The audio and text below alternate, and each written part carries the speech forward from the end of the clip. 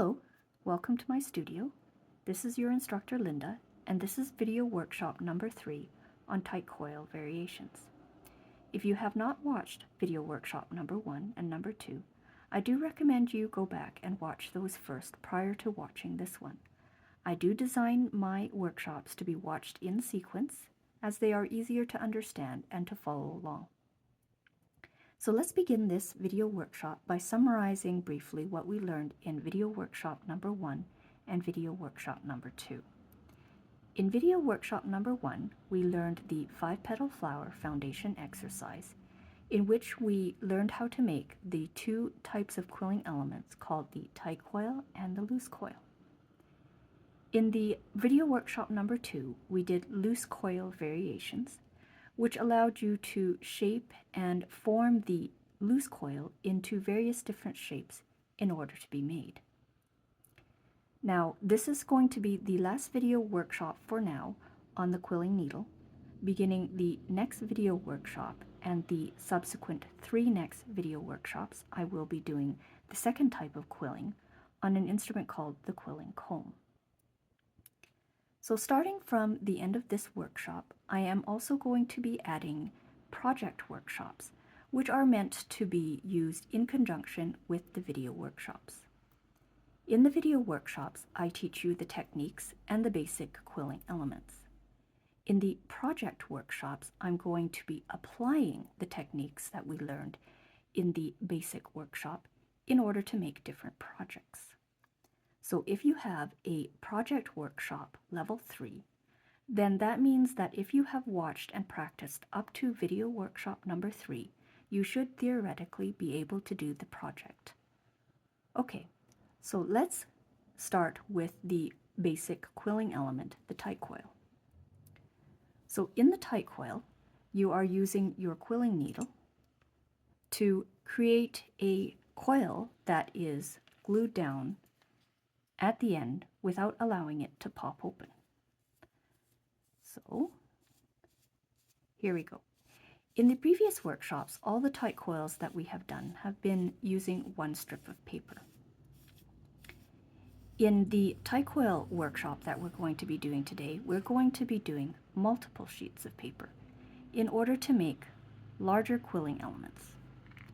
So when you're rolling the tight coil, the nice thing about the tight coil is it doesn't matter if you have a tight hand or a loose hand. A tight coil is just tight. So it's easy to make. Here we go. So tight coil with a single strip of paper. So in order to do a tight coil that is using multiple sheets of paper, we can do it one of two ways. We can connect the paper using glue by connecting it end to end. The number of people that ask me about how much of the paper to overlap is quite a few. So, age-old question, how much do you overlap the paper?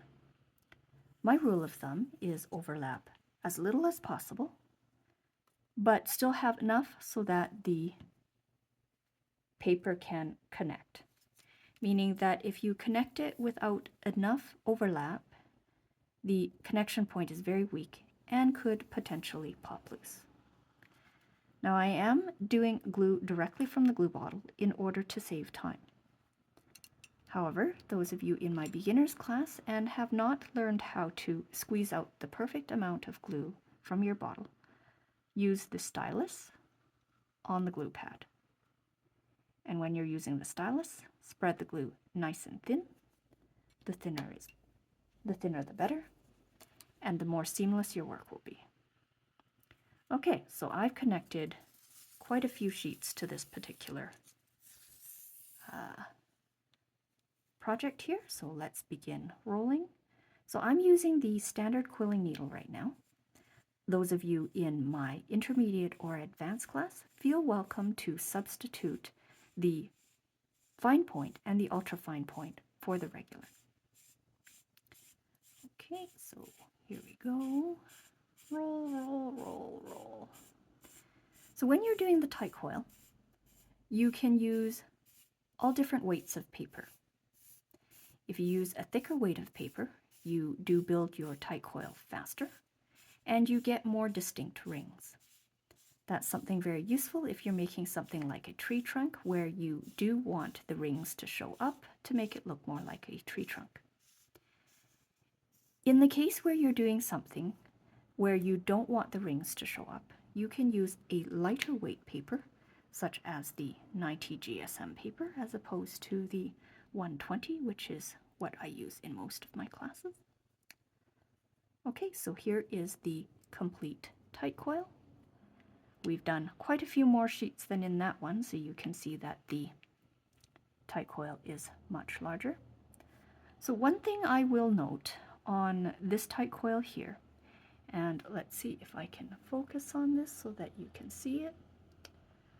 On this tight coil, you'll see little bumps where the two papers interlap.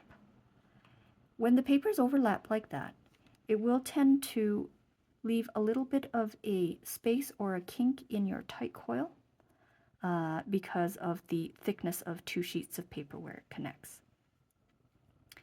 Most of the time, having those little bumps don't bother me too much. For example, this mushroom, those bumps don't even show up at all. If you're doing a project where you want the bumps not to show up and to look very smooth like that, then I do recommend using extra long quilling paper. When you have the extra long quilling paper, there is no need for you to glue and to connect multiple sheets of paper together, so then you don't end up with those little bumps. So let's pull out an extra long quilling paper and roll one. Okay, so quite long. This quilling paper is over 1 meter long and is about 4 times longer than your standard quilling paper. So there's going to be a lot less of the connection kinks, I call them. So let's roll.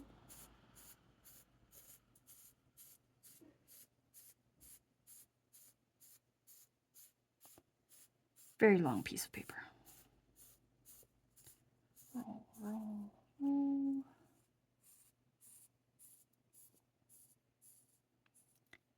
Okay.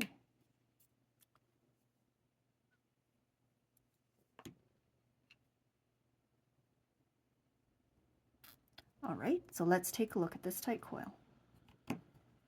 You'll notice that let's flatten it a bit, coil is very smooth.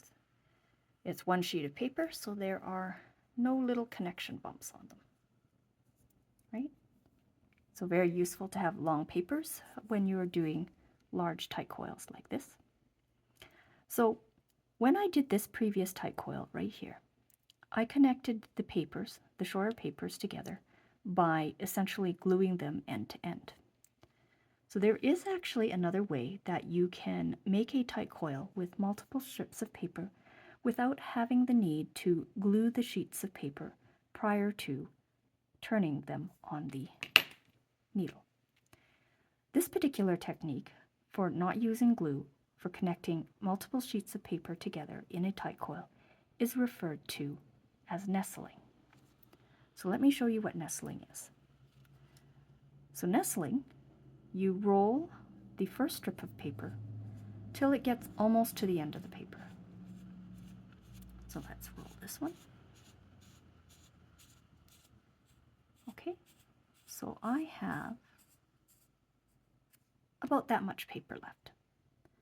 So the rule of thumb when you're overlapping the paper to do the technique called nestling, you want enough paper at the end to wrap 3/4 the way around the diameter of your tight coil.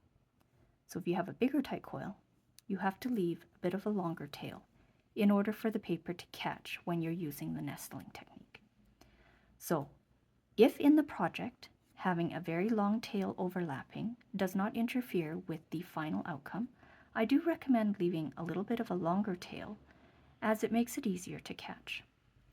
So in the nestling, Once you get to the end of your paper, you tuck the second strip underneath the first strip. I do find that holding your finger there does give it enough tension for it to catch in there. So once you've got the second piece nestled in the first piece, then you can continue your rotation, and the first piece will catch the second piece. So you can roll to the end of the second sheet of paper, again leaving a little bit of a tail, tucking the paper underneath, and continuing your roll. So you can continue this roll for as long as you like till you get the size of tight coil that you want. So I'm going to add one more sheet, and then I will glue this shut. So this time, instead of going directly from my glue bottle, I'm going to do it the way that I taught my students, which is with the stylus. Get it back in the bottle. Stylus, there we go. So remember, the amount of glue that you're applying is about the size of a pinhead. Spread it nice and thin so that we have good contact. Okay. So if your tight coil bubbles up at the middle or is not completely level when you're finished, don't panic. You can simply roll or tap on the coil to get it nice and flat. Okay. So now you'll notice that on this particular coil that the bumps are less noticeable than on this particular coil. What's the difference? I used the same amount of thickness of paper, but one shows up and one doesn't. The difference is, in this one, I used a tight hand rather than my normal habit of using a loose hand. When you're using a tight hand, it pulls the paper tighter together and makes the little connection bumps less visible. They do not disappear altogether. In order to not get those bumps at all, then you have to have a sheet of paper that is long enough to form your entire coil.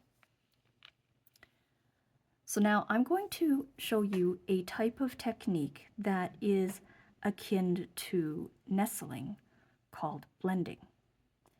The difference between nestling and blending is, in nestling, you are tucking the paper at the end of the paper strip, and as a general rule of thumb, you are not having a whole lot of overlap. When you're nestling, you can choose to nestle a different color into the previous color in order to get concentric rings. So this is an example, right?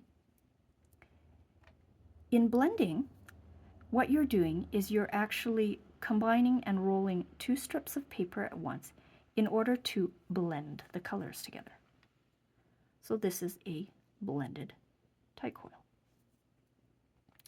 So I'm going to grab this brown sheet of paper, and this sheet of paper, the color happens to be coffee bean, in case any of you are wondering what this color is called.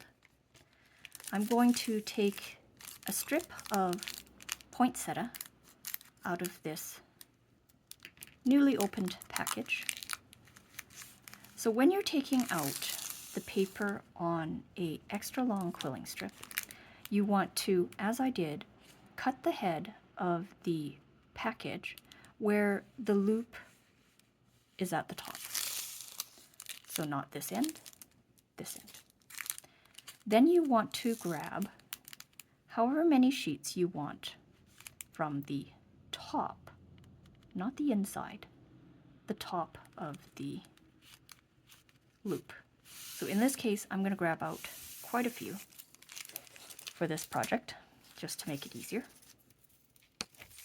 Okay, but if you're using it and you only need one, then by all means, grab only one. Okay, so in the blending technique, you are grabbing two strips of paper that are different colors. And unlike the rings, where you are attaching them end to end. In blending, you want to put them together. One color on the outside and one color on the inside. As a rule of thumb, whichever color you place on the outside, meaning further away from your needle, becomes the most dominant color when you're turning it. So let's do a blend of coffee bean and poinsettia.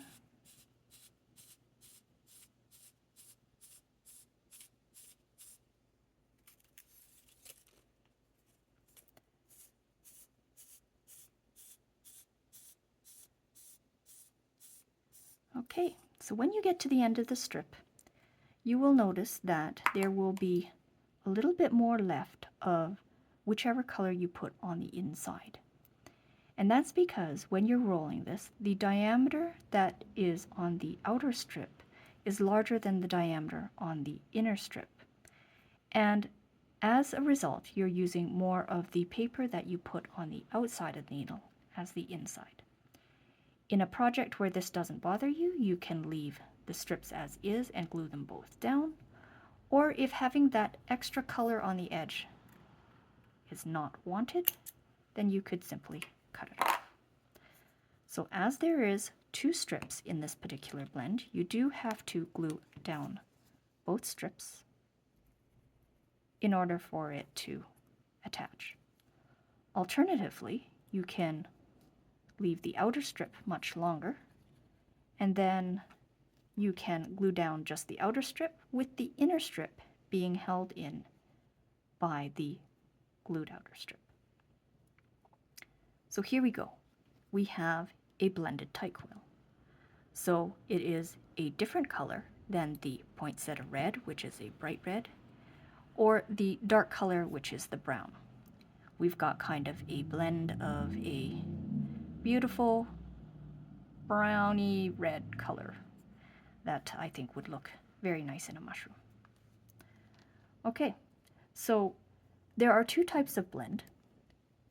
This particular type of blending that I did is a complete blend, meaning that your 2 sheets of paper are completely overlapping and you're always rolling 2 colors at once.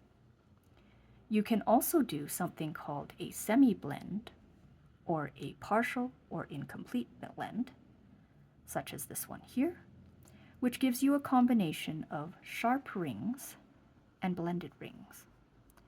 I like this technique for doing tree trunks. Makes them look very realistic and nice. So in the incomplete blend or the partial blend, you are using 2 sheets of paper of different colors. So again, I'm going to use the brown and the red. The difference here is rather than starting the 2 colors simultaneously side by side like that, what you're going to do is you are going to loop 1 color first. How much do you loop? Well, it depends on how distinct you want that independent color to be. So, in this, for example, if you wanted that middle color to be bigger, you roll more of the paper till it is the appropriate size that you want for the core before adding the second strip and doing the blending. So let's begin with the red one. I'm going to blend it for a couple of rotations, and you see the size of that? I'm pretty happy with that, so I'm going to start my core with that size. And now I am going to grab the brown, which I dropped on the floor, so I'm going to go pick it up. So here is the brown. So just like in nestling, you tuck the paper in between your needle and the paper that you had previously been rolling. Nestling is actually also a type of blending. It's just a very small blend on the end with a strip that big. So the difference between nestling and blending is that in blending you're using 2 different colors, and in nestling you may not necessarily. You may be using 1 color. So all blending is nestling, but nestling is not necessarily blending, just like rectangles and squares. So let's roll this to get a blend. So if you're happy with the size of your blend there, and then you want to alternate and do rings, then you can cut the outer paper and roll with the single color to get a sharp ring till the ring is the size that you want. So I'm going to make this ring fairly thick. I'm going to go right to the end of the strip. So here we go. We have the unblended red, the red and brown blend, and then we have the independent brown. So once you get the single color and you want to blend into a multiple color again, then what you want to do is you want to tuck the second color underneath, turn it till it catches and the first color has disappeared under your needle. Then you grab your second color, nestle and tuck it in there, and then roll.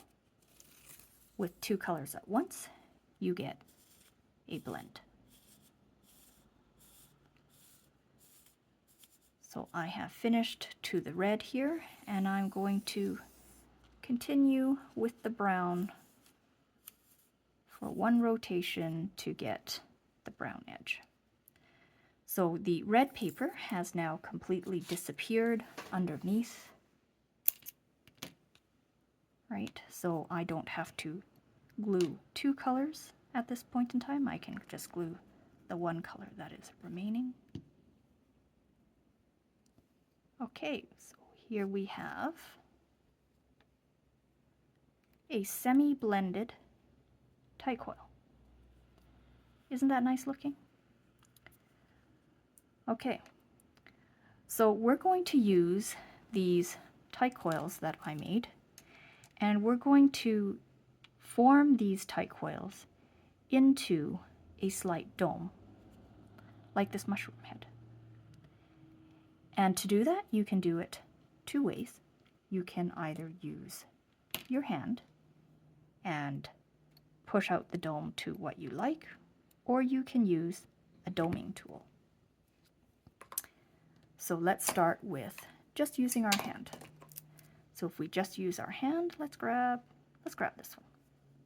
You can push the coil out to whatever degree you like to get a dome.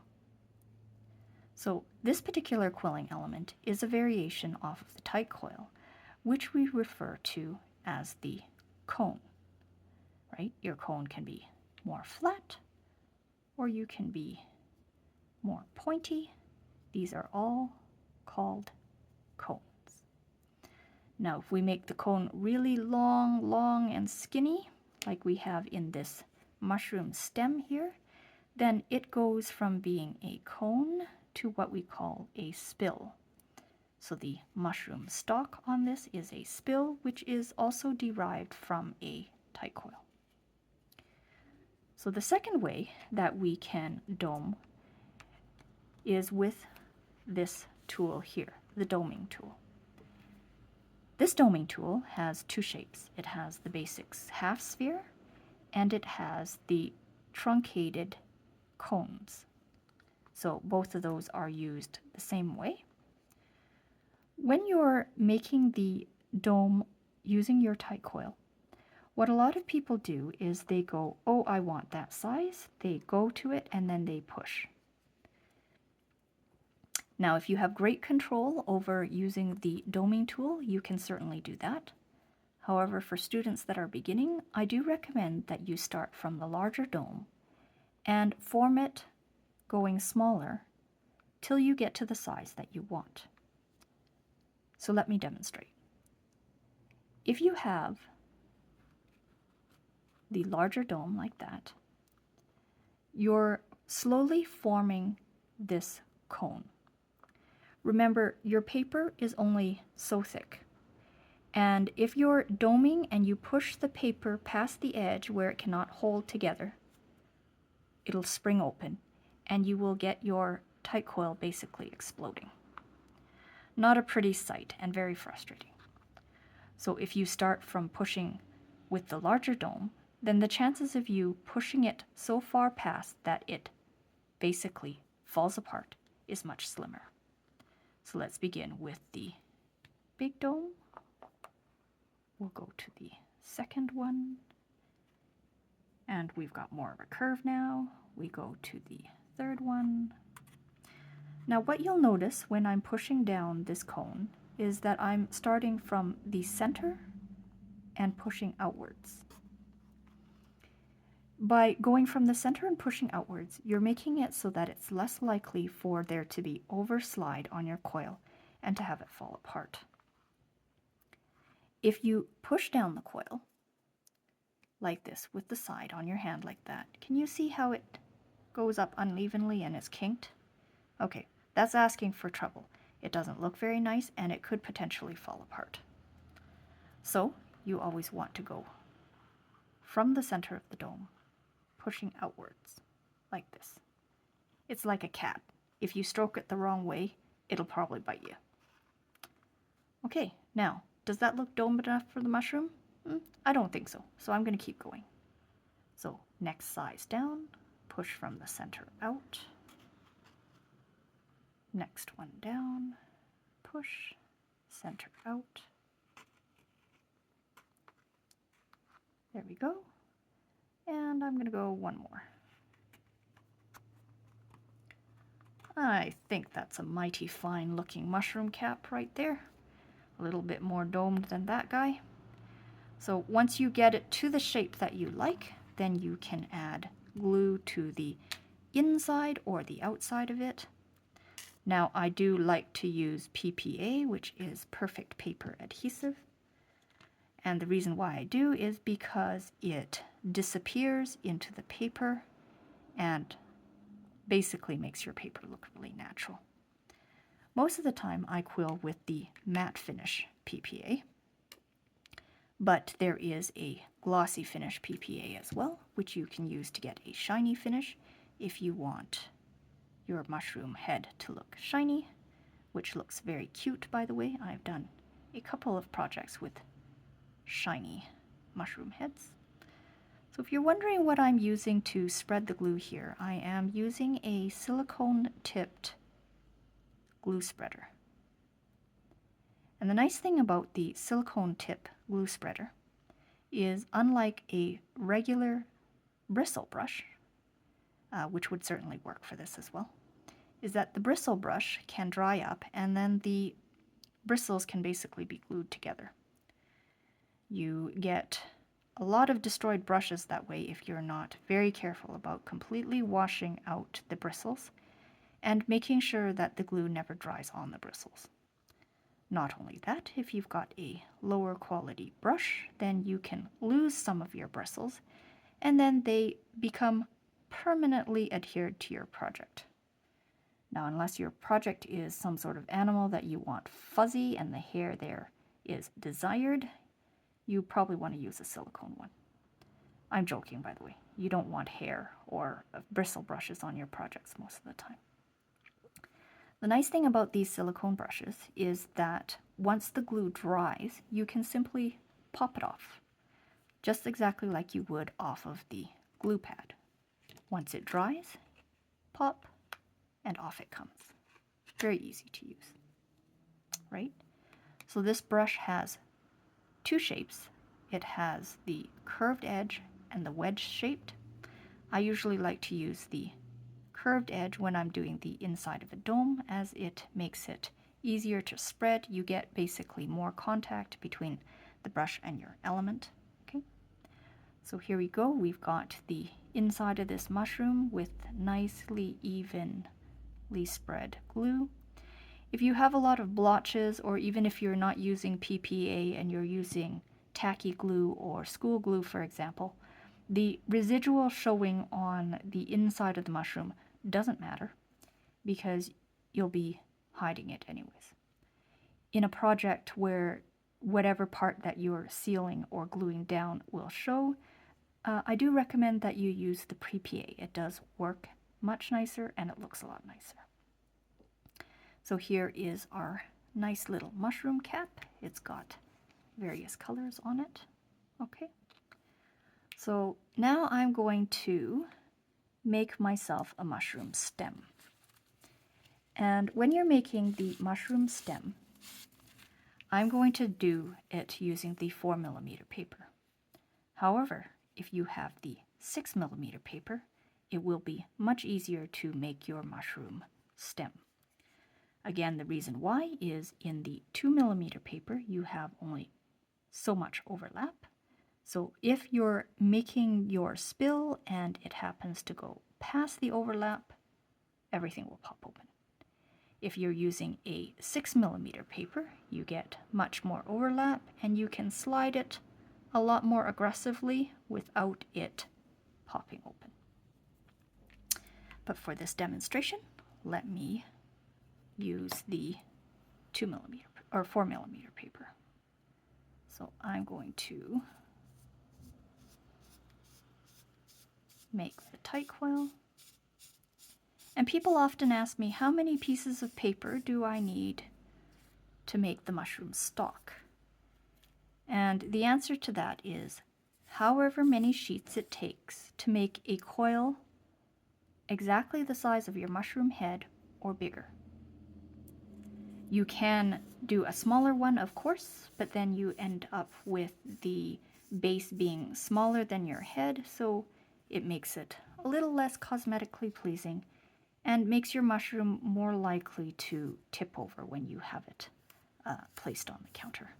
So you want a base that is bigger than your cap so that when you put it down, it is nice and stable. Okay, so I'm going to put the cap back on my glue bottle so it doesn't dry. So we're waiting for this to dry while we're making the stalk. Okay, nestle.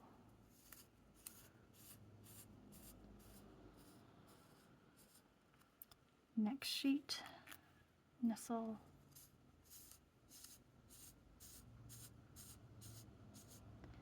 So as you can see, if I had used larger strips on this, then it's much faster.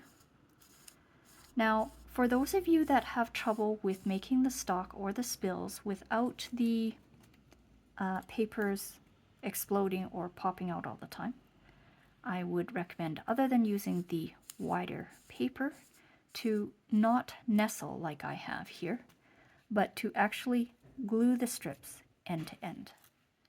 When the strips are glued end to end, they adhere together a little bit better and makes it more likely for it to stay together when you're sliding. So is this about the right size yet? Maybe one more strip. Okay. Oops.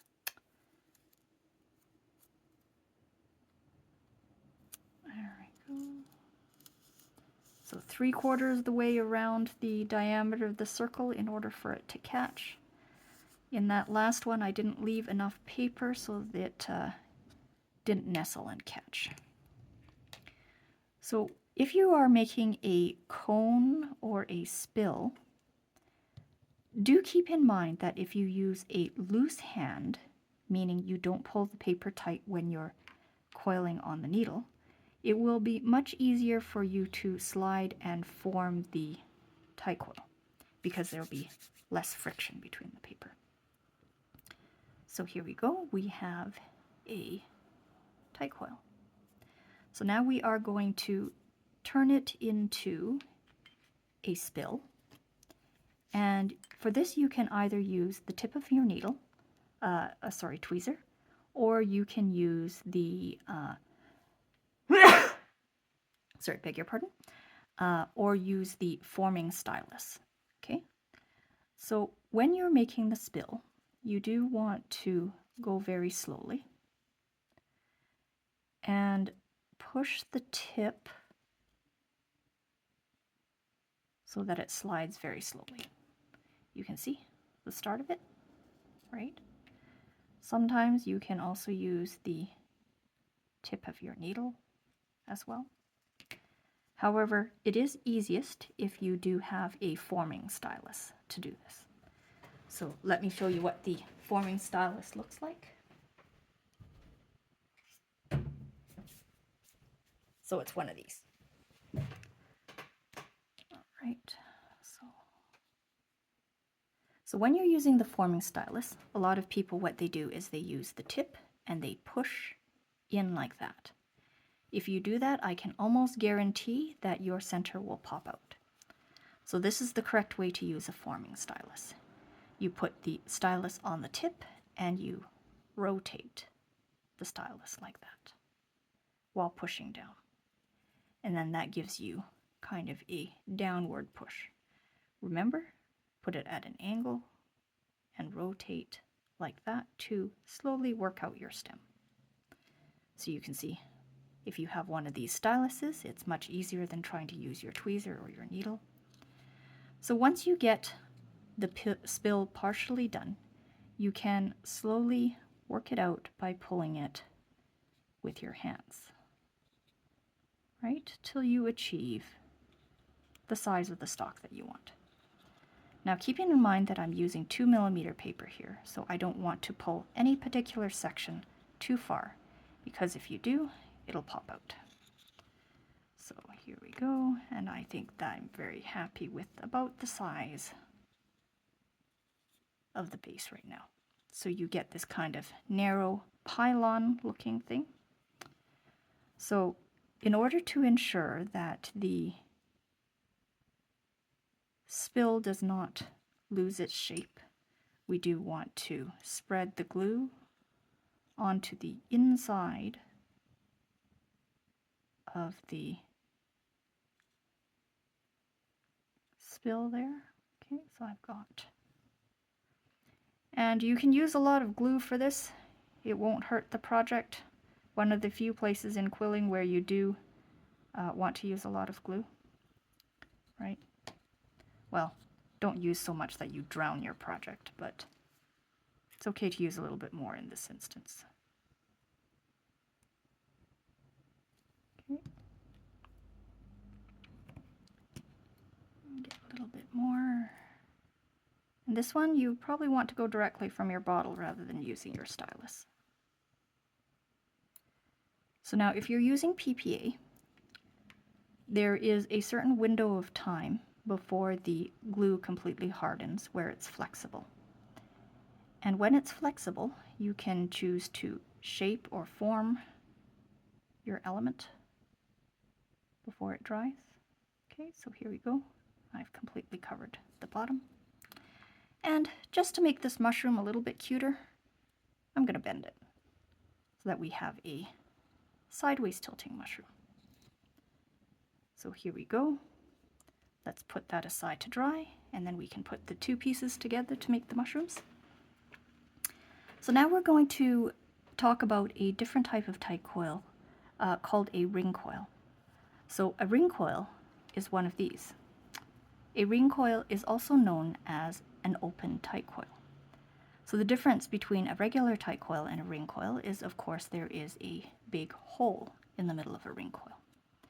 Ring coils can be used to pinch and deform and to make lots of different types of projects.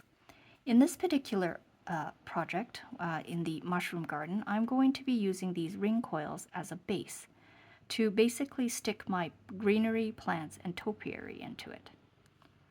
Okay, so how do you make a ring coil?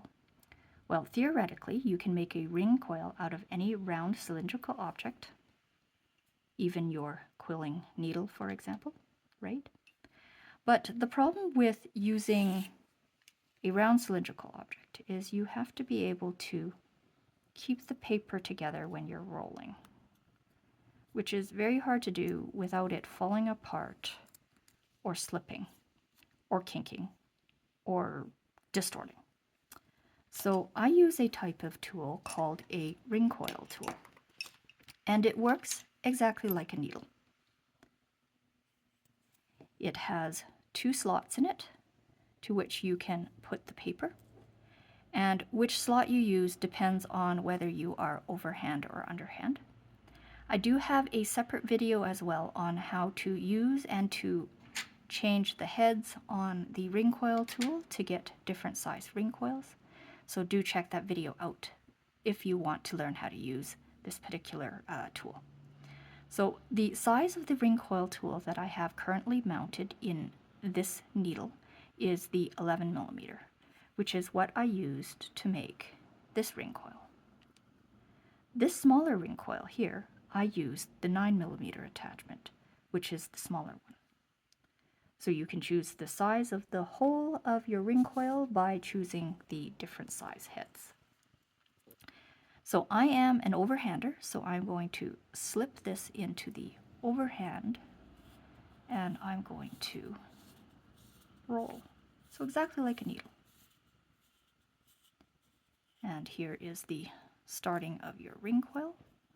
Now that ring coil is a little bit too thin for me, so I am going to nestle and make a thicker ring coil.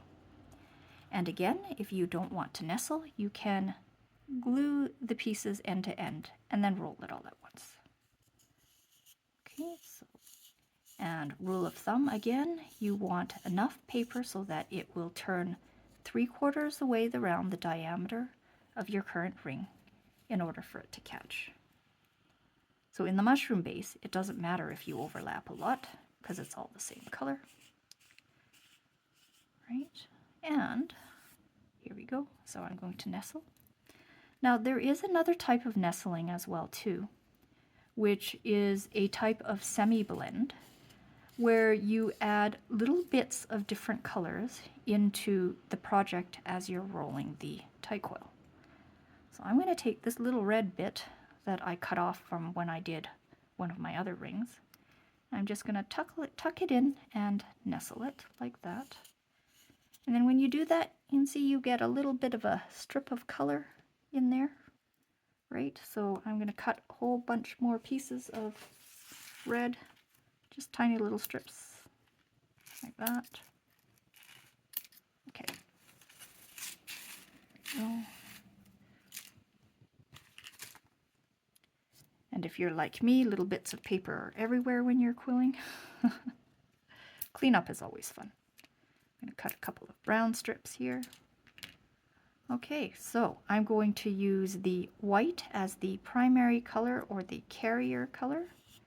I'm going to intersperse these little bits of different colors in there just to give it a little bit more of a interesting look. So I'm going to go red, curl a couple more times, and I'm going to add another red. Okay, ran out of white carrier color. Add another. So this one here, I nestled it quite a bit. It could almost be called a blend, except for I'm not using two colors, so it is still considered a nestle. Add a little bit of brown in there. And I can continue.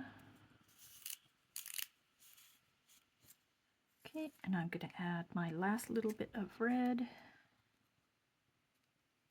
and finish off my ring coil. So let me glue this together.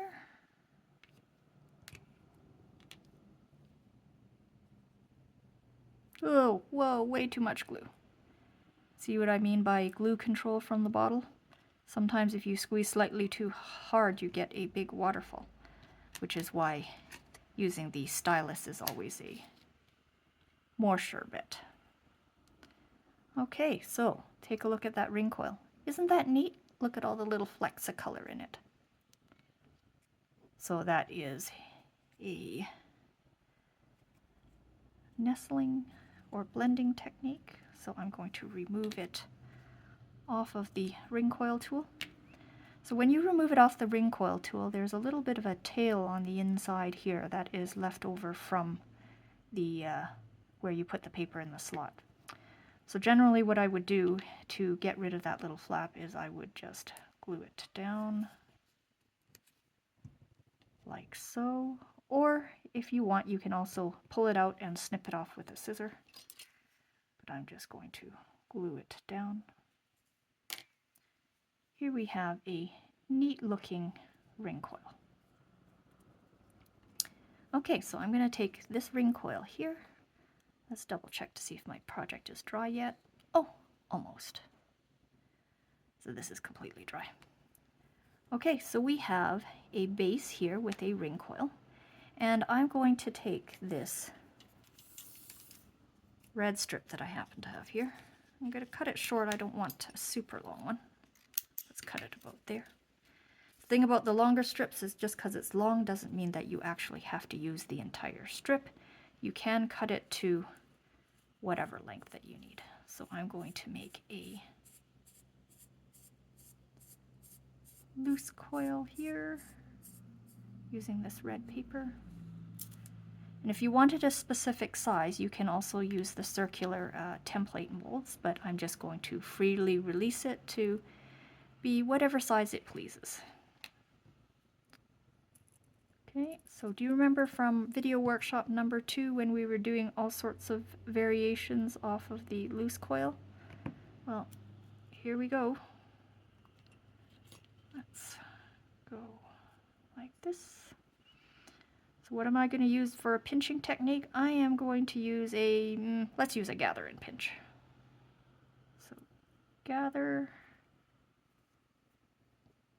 like that. Pinch, again, making sure that the connection point is in a part of your project that is going to be hidden.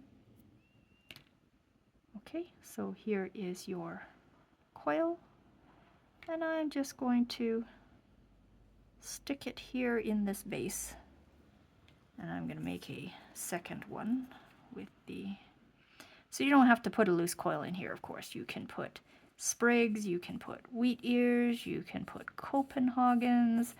So basically the ring coil just creates a base for you to stick other elements into it to create different effects. So let's pop this one open. And in this one I'm going to do a free pinch, maybe. Yeah, let's do a free pinch. And I'm going to make a marquee shaped instead of a teardrop shape. 1, 2, 3, 4, 5. Okay, so free pinch. Again, keeping in mind where the connection is, put it in a place that's going to be hidden. And I'm going to free pinch, and we get a marquee. Let's change the marquee to an S-shaped marquee, just cause. There we go. So we have a quilling element, and we can tuck it in there. So you can add all sorts of different shapes to this hole and glue it down to get to the mushroom. That looks like it's dry now, so what we're going to do is we're going to attach the mushroom head to the mushroom stalk. So you want to add the glue to the top of the mushroom here. And let's put this mushroom stalk vertical and put on our little cap.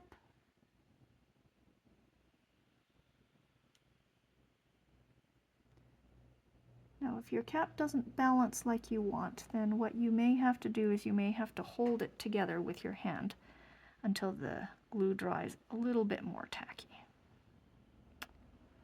So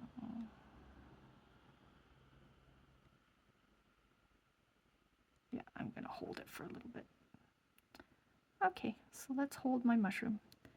Now, if you have a needle, you can also use that to help balance the mushroom stalk so that it doesn't move around.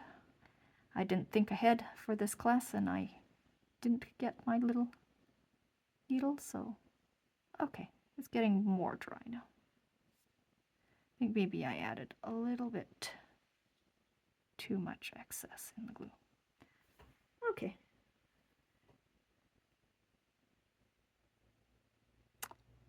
Now if you want to cheat, you can also use a glue gun because the part underneath is completely hidden and Probably will not show anyways. Yeah, I think I used way too much glue here.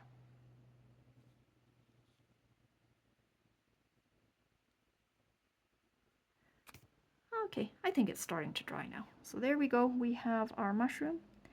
And if you make lots of little mushrooms, you can put them together. You can put little decorations as well too. This is the project that we do during my mushroom garden class. So you just basically keep building the garden with these little parts, and you assemble them together to make all different patterns. And you can grow your garden to whatever size you please. Right, and you can use these little gaps in between as well too to stick more plants and topiary in. Right? Okay. So now in my intermediate class, I also do tight coil formation, where you're actually taking the tight coil, doming it, and shaping it as well. Isn't that cute? Look at that garden. In the intermediate class, where you're doing the formation of the tight coil, you can do orchids, you can do lilacs. Generally, in that particular type of tight coil technique, you would be using not the 4mm paper, but the 2mm paper or the 1.5mm paper, or even the 1mm paper if you feel that you have the dexterity to use it. Okay, so let's quickly summarize the class. This is a tight coil. This is a tight coil where I have connected the colors end to end to get rings. This one I've nestled and blended completely to get a fusion of the two colors. There. And this one is a semi-blend where I have blended some of them and had some of them independent. This looks great. This is one of my favorite techniques to do, especially if you're doing the base for the mushroom gardens. Looks like a chopped off tree trunk. Okay, so that is pretty much it for this class for tight coil variations. So we've learned the standard tight coil, the ring coil, the cone, and the spill, which is the stalk of the mushroom. So hopefully you've enjoyed this class. And as I said, after this class, I am going to be going away from quilling needle and doing the second type of quilling, which is on the quilling comb, on both the single row and the double row quilling comb. As well, I am going to be adding, in conjunction to these video projects, which you can use to exercise and to apply all of the different techniques that we have learned in the actual video workshops into fun projects. Thank you. See you next class.